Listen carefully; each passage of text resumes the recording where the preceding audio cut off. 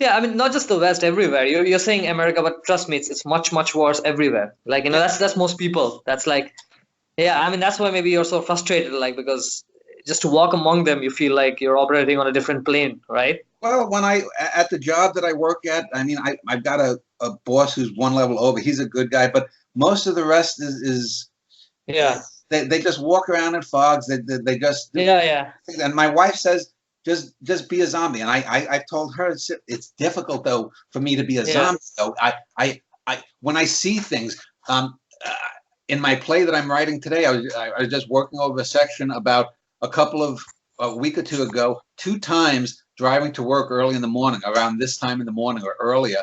One Mm, time, a skunk ran out into the road, and it sort of hit when it saw my car coming. It sort of hit in the ball, and I went around it. I swerved so that my wheels went. mm, I missed it. A few days later, a second skunk comes running out, and I think it came out of nowhere, just darted across. And I think I might have nicked it on the side. It probably ended up either dying or somewhere, and I felt bad about it. But it stuck with me, and I put it in this play. And if you read all of my stuff, whether novels or plays, you can get a sense of what was going on exactly in my life. These little incidents that the characters describe are almost all these things that happened to me and my wife. Now, why do I do that? It's because this is what connects to people. In 1,000 years, if your descendants, if you have children and grandchildren, if they're born and they're around some space station, around another star, if they read my yeah. book, they might read about that little skunk. And maybe there's some native animals on this planet that Yeah, one of them might have accidentally killed. And they'll feel the same thing that I felt about accidentally hurting or possibly killing this little animal.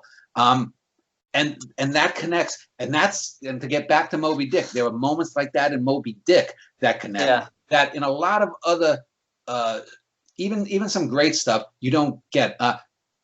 What's his name? The Man of La Mancha,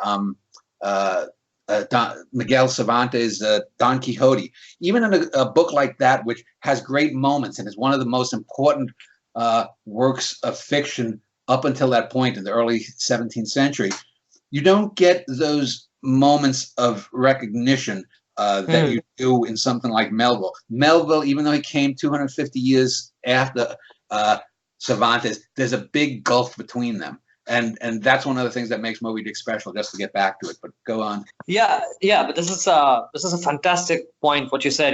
When you give the example of comparing why Moby Dick, resonates with you, and if you give the example of in the future someone reads about that animal, do you think that there is an equivalent of this sort of that feeling of Moby Dick in cinema? Can you say like maybe Terrence Malick? Does Terrence Malick have that, or where you feel, oh yes, A lot of the best films do. Have you ever seen La Dolce Vita by Fellini? yeah, yeah, I have, So yeah, there's that moment. A lot of people.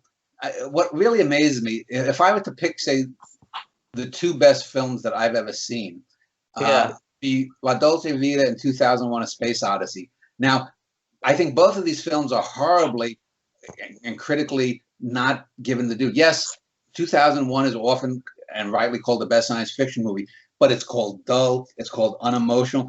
Yet, if you look at some of the scenes, and I think I might have said this the last time, that when Hal is getting lobotomized in the Red Room, I yeah, feel Hal. When you have, there's a scene where Hal is speaking to a reporter back on Earth, and one of the astronauts says, Hal seems, the TV guy says, Hal seems to take a bit of pride in what he said.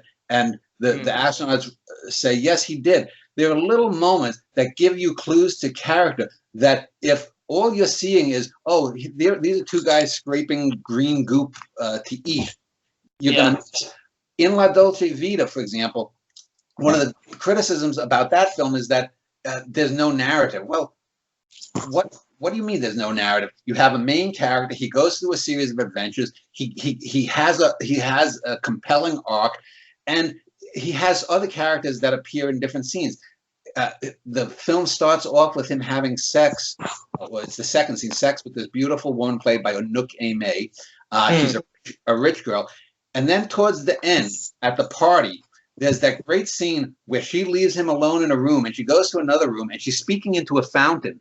And because of some acoustical oddity, he can hear what she's saying. And so she's saying something, and then another guy comes in and starts fondling her, and he's saying, Yeah. I want to marry you, I want to marry you, I love you, and whatnot.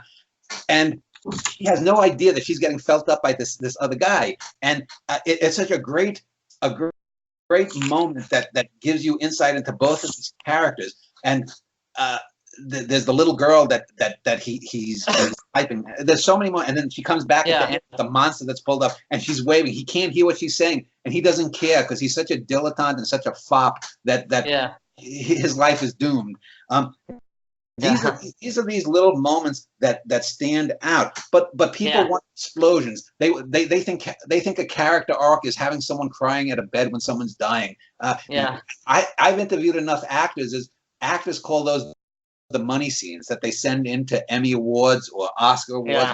You have Bollywood type awards. Those are the easy scenes for actors. The hard scenes for an actor are those scenes which there's no clear motive that the actor, an actor, if they're good, has to bring to a scene. It maybe someone has just died in the film, and the next scene is going to be them meeting someone new. But in that scene where they're in a bar and they're sitting alone and they're just looking at the camera, how are they looking? How are their shoulders? Are they slumped? Does the way they look, does the grimace on the face say something? That's where good acting really comes in.